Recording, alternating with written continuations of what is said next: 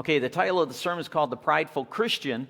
I almost titled it The Composure of Christ, because as we go through here, you're going to see his composure hold into place.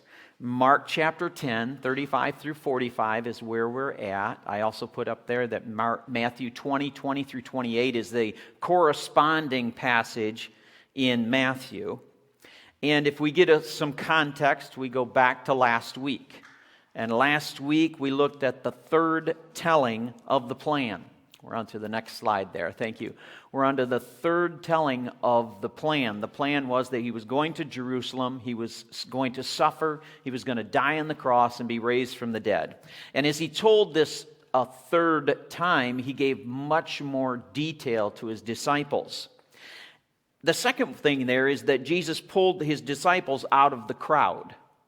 The crowd was very fearful of what was going to happen, and fear creates situations where it would have you do something or think something that you shouldn't. And so what Jesus does is he takes his disciples out of that fearful crowd. He pulls them aside and says, I want you to hear my voice. And I want you to hear what is in Scripture. I don't want the other influences of the world to creep in on what I want to tell you. And we talked about how important it is for us that we pull ourselves out of the world at specific times to hear from God, to hear from His Word. And then the next one is that Jesus gives certainty through His prophecies. Certainty through His prophecies, for He went through this very detailed description of what was going to happen to Him. He was prophesying. So that they could look back and say, you know what, Jesus said that was going to happen. Jesus said that was going to happen. Jesus said that was going to happen. And they would have been able to go back and say, you know what, it happened exactly like He said it did.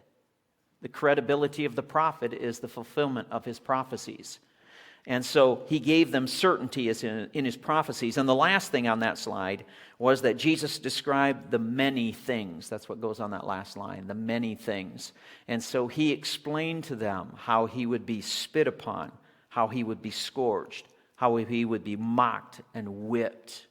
And he went through the gory details of what was going to happen. And he told them that he was going to be crucified.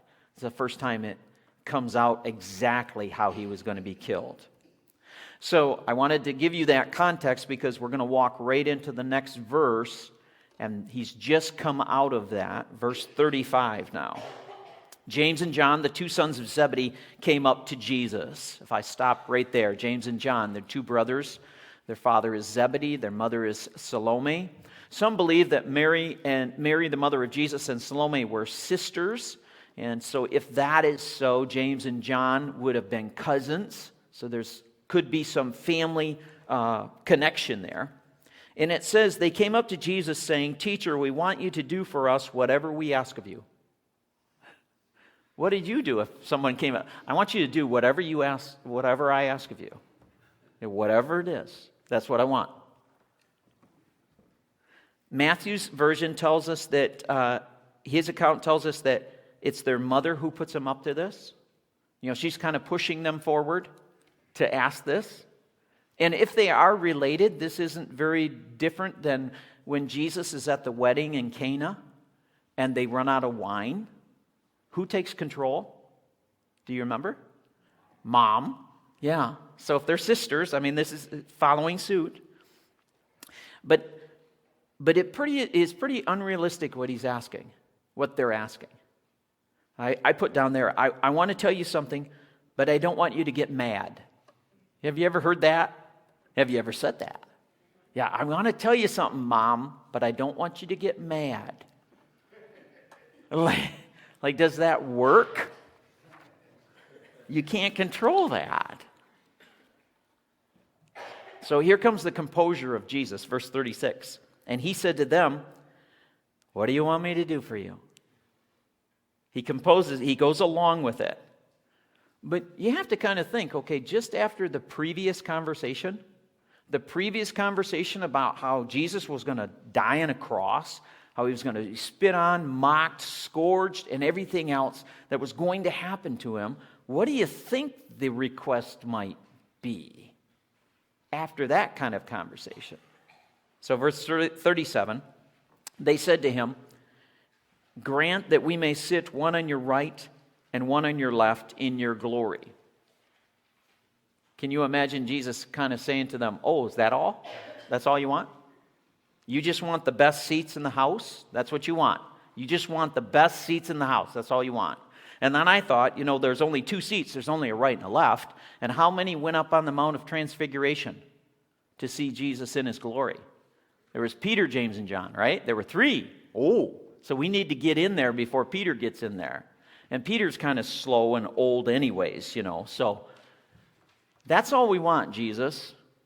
Wouldn't it kind of be nice to have family around you if possibly, one on the right, one on the left? What are you thinking, Jesus? Yeah, I know you just told us you were going to die and be tore up and hung on a cross and everything like that. But anyways, after that, when you get in your glory, we just want to get our in right now. Since we're family and everything, can we be on the right and the left? Composure of Jesus. Verse 38. But Jesus said to them, "You do not know what you are asking. Are you able to drink the cup that I drink, or be baptized with the baptism in which I am baptized?"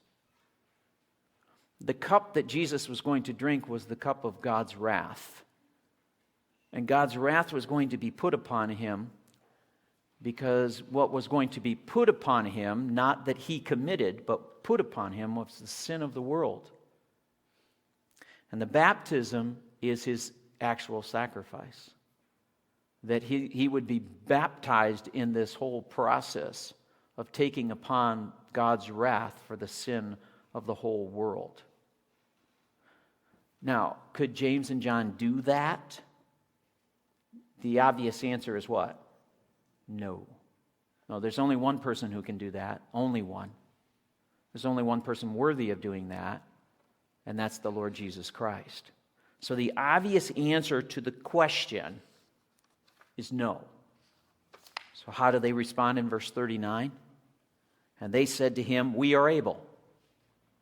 And maybe they puffed out their chest a little bit. We are able. You see this SD, super disciple? We are able. Soon going to be an SA, super apostle. Yeah, we are able, Jesus. Send us in. We're ready to do it. Jesus keeps his composure. And Jesus said to them, "The cup that I drink, you shall drink." You see the future in that? You see the cup that I drink, in the future you shall drink. And you shall be baptized with the baptism in which I am baptized.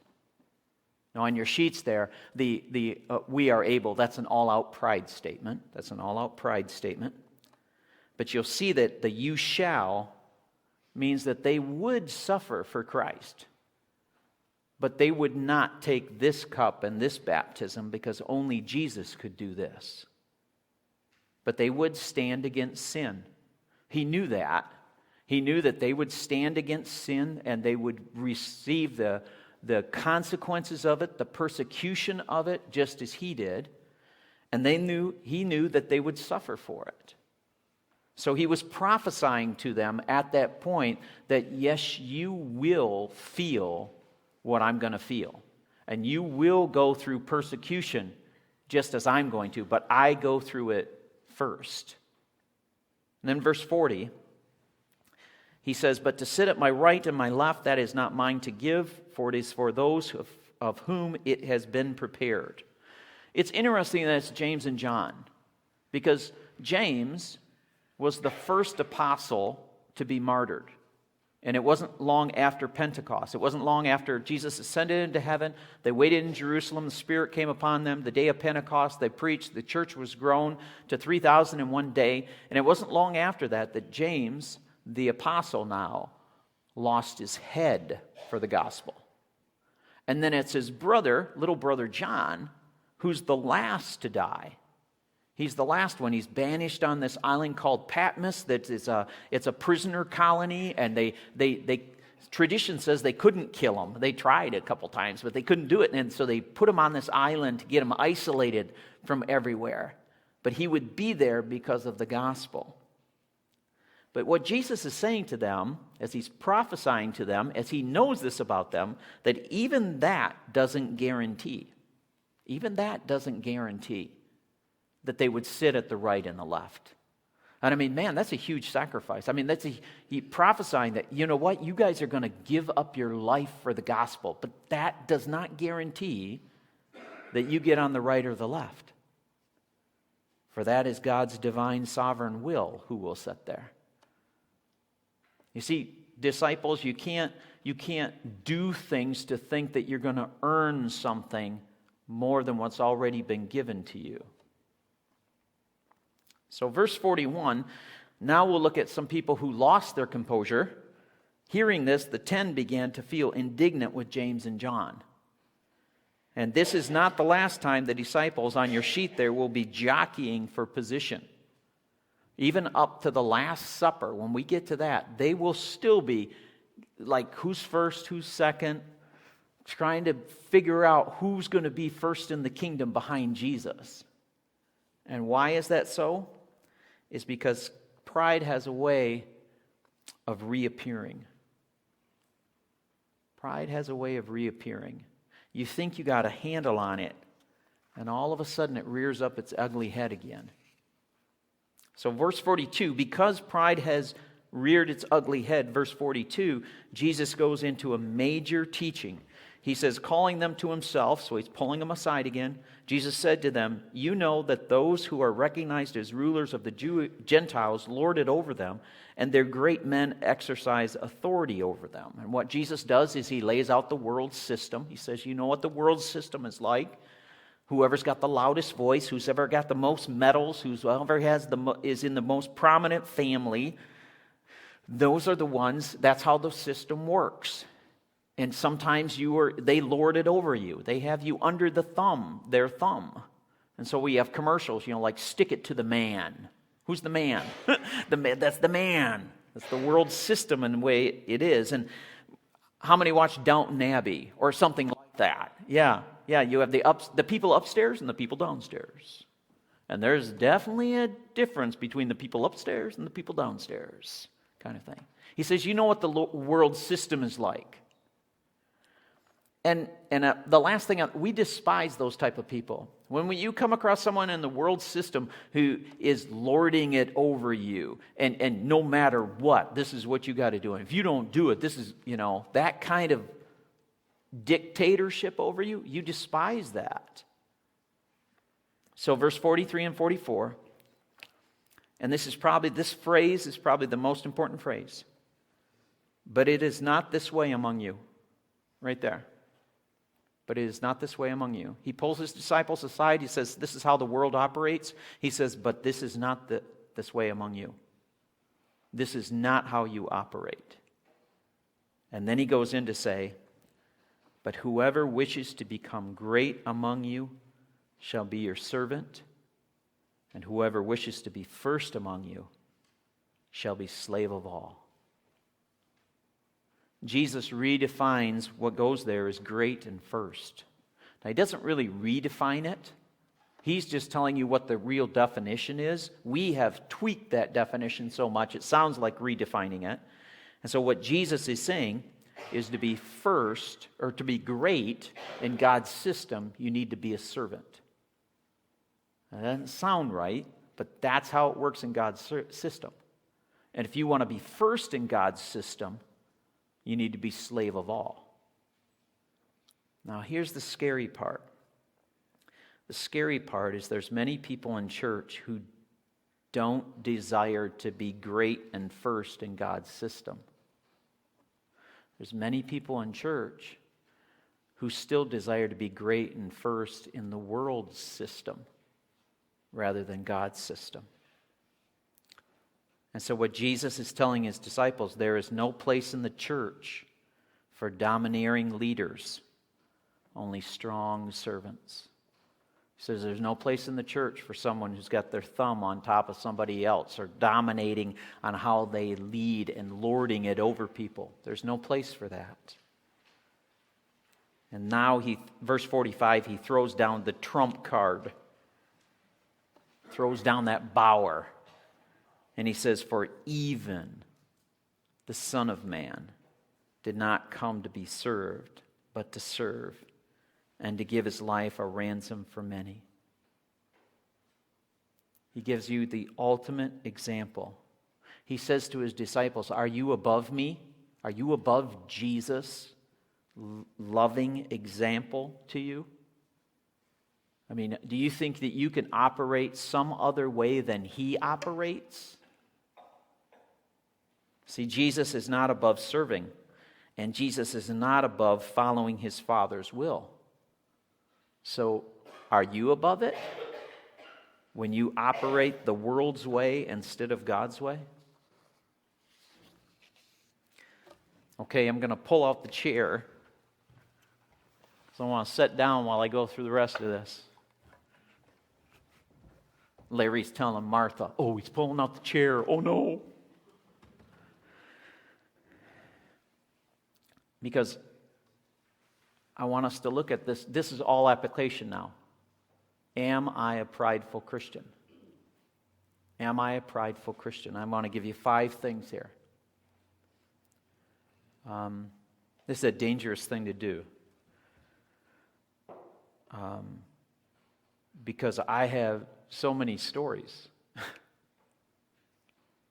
But I've realized over the years that those stories have been given to me, or I've seen them because I've needed to see them for myself, for me. Because there's plenty of times I've been a prideful Christian. And I haven't been operating under God's system the way he dictates it. So number 1, you feel entitled and are rarely grateful. If I'm a prideful Christian, it comes out of my words.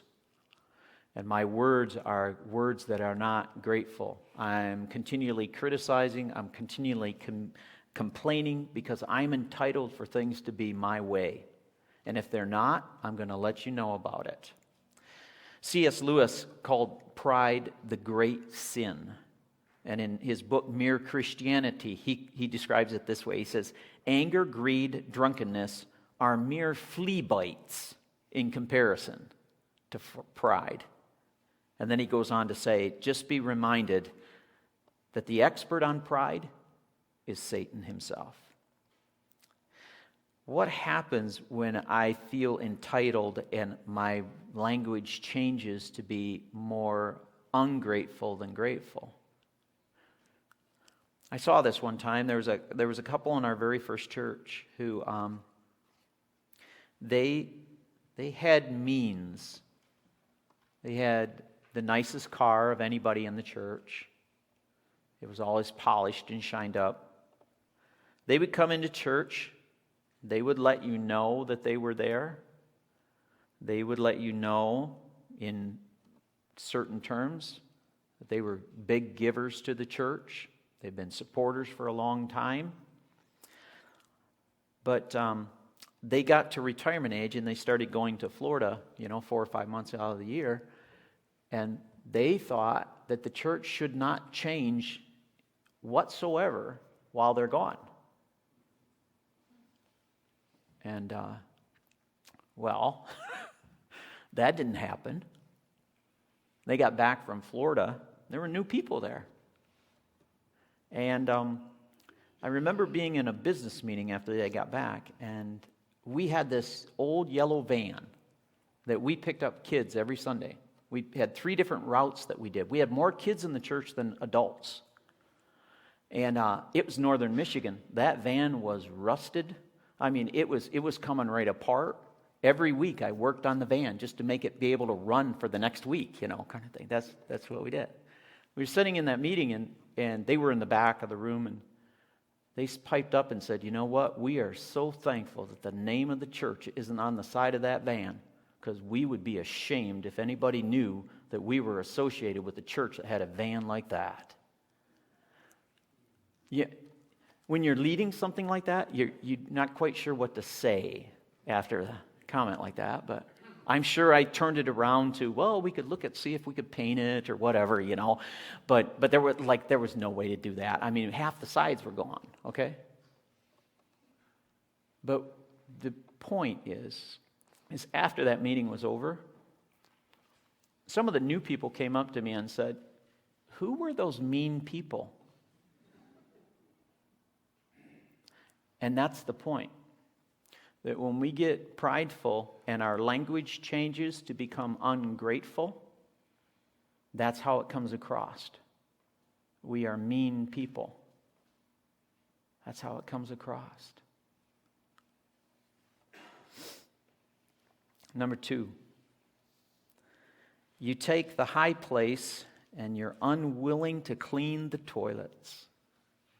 When you're a prideful Christian, there are some things that you feel are beneath you.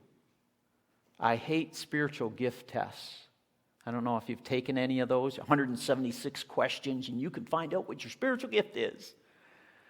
The problem with that is I've had some people that have taken those tests, and once they get done with it, go, "Guess what? We don't have to serve in the nursery anymore. I'm not gifted there." "Yep. Sorry about that, Pastor, but we need some help back there." No, not my gift. No, that's not my part.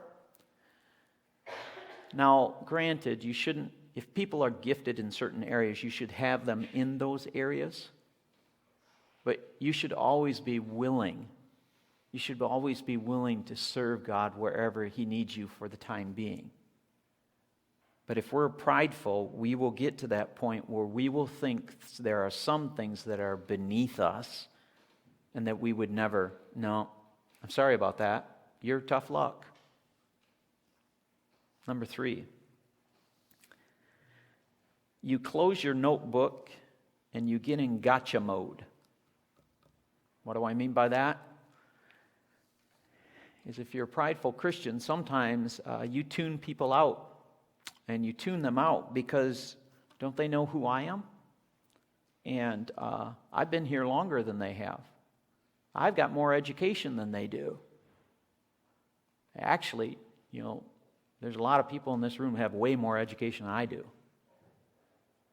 So sometimes, if you're prideful, you'll close your notebook and you won't take notes anymore. And you'll get in gotcha mode. You're waiting for someone to mess up. You're waiting for someone to mess up so we can say, "Gotcha." So you can tell it to somebody else. So you can elevate yourself by tearing somebody else down because you got them. When CDs came out, that you could record CDs, we got one of those machines, and so I started recording my sermons because I just thought, well, that was a great way for people to be able to get a CD and listen to it afterwards and stuff like that. So I had stacks of them in Gaylord and everything, but I never realized how I would have to use those someday when someone would come up and accuse me of something that I had said, and then go back to that CD and listen to it and go, I don't hear it. And then hand it to them and say, "Here, would you listen to this? See where I said that?" That never worked out. That never was a good thing. But if you're prideful, you'll get in that gotcha mode and you'll tune out what is being taught, and you'll just be waiting for something wrong so that you can bring it up. Number 4. You like the spotlight, and you're reluctant to share it. It's been so serious, okay. This one. I'm good. I am. Actually, some of you have told me I'm good. Yeah. Really? No, honestly, they have. They have. There's people have come up to me and said, "Pastor Adam, man, you are good. You are phenomenal. Wow, man. You are just out of this world." And I know. I know this. I'm like good in a lot of different areas too.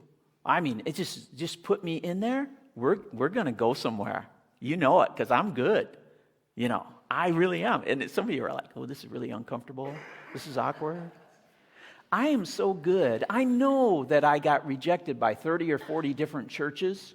They just wrote me right off. But if they would have met me, if they would have just seen me, yeah, I mean, it would have been different. And secretly, I kind of wonder if, like, some of those churches that rejected me, if they were like people traveling through and stopped here and then got to hear me and went, oh, man, wow, did we mess up on that one? We should have picked him because he's really good. Since I'm so good, why in the world would you ever want to have somebody else in the pulpit? I mean, they aren't as good as me. So logically, that would be illogical to do something like that, right? Yeah, that was all facetious, okay? But I hope it made the point that sometimes if you're prideful, you will think along those lines. And I am not above thinking those same thoughts I just gave you. And having those thoughts rule some of my actions. But if you're prideful, sometimes you think you are so good that nobody else can do what you do. You get territorial. You own things that are not yours to be owned. Now, I want to take a side note right here before I get to number 5, because I've been in and you have been in positions where you've been in the spotlight for a long time. And the reason you're in the spotlight for a long time maybe is not because of pride. Maybe it's because there's nobody else to take it, kind of thing. And that's a whole other issue where we haven't been serious about discipling and evangelizing so that there is a whole other wealth of people that you can train up to be in those positions. So sometimes you can be in a position for a long time, not out of pride, but just because there's no one else there. But that's a whole other sermon of how we rectify that. But number 5, the last one, you address before you confess. If you're a prideful person, you will address before you confess. You will point the finger. You will point something out bad about them before you ever say something bad about yourself. And if you say something bad about yourself, it is way less bad. That's good English. Way less bad than anything that you've done. Oh, no, I've never done anything like that. Yeah, that's really bad. I can tell you about this little thing that I did, but man, wow, you're way out there. A prideful person will always address before they confess. And this bad part here is you stop confessing to God. If you get prideful enough, you've got it taken care of. You're perfect. You don't need to confess anything to God. You don't have to ask for forgiveness for anything. That sounds like a political candidate, but I won't say anything farther than that. But, wow, that's a prideful person. Now, if you flip it over, okay, what's a humble person look like? A humble person has grateful language that's coming out of their mouth. A humble person is willing to serve wherever is needed. A humble person is a person who has their notebook open because they realize that God can speak at any time and you're hungry for what He has to say. A humble person is someone who's pushing other people into the spotlight. They may be in the spotlight, but they're looking around them to say, who else needs to be in this spotlight? You need to push them into that. And a humble person always confesses before they address. Now, I want you to see this. A humble person isn't someone who doesn't address an issue. Actually, they're the best one to address the issue. Why? Because they confess first. They come to you first and say, you know what? I'm a sinner too. And I have messed up. And I've needed the salvation of the Lord. And these are some of the things I've went through. And I need to come to you because you're walking down this path where here is something that needs to be addressed that's in the Word of God. And I've had to deal with that too. They always confess first before they address. Now let me wrap this up. 2 or 3 more statements here. If you don't humble yourself, someone else will. If you don't humble yourself before the Lord, someone else will do that. If you're on the prideful path, you have to get off of that. You have to actively get off of that to be humble. C.S. Lewis said this also. He said, pride is spiritual cancer. It eats up the very possibility of love or contentment or even common sense. And then John Stott said this, pride is your greatest enemy. Humility is your greatest friend. I'll say that one again if you want to write it down. Pride is your greatest enemy. Humility is your greatest friend. Another statement, this second statement is, all life devoted to self, all life devoted to pride, all the life devoted to me, ultimately leaves you all alone.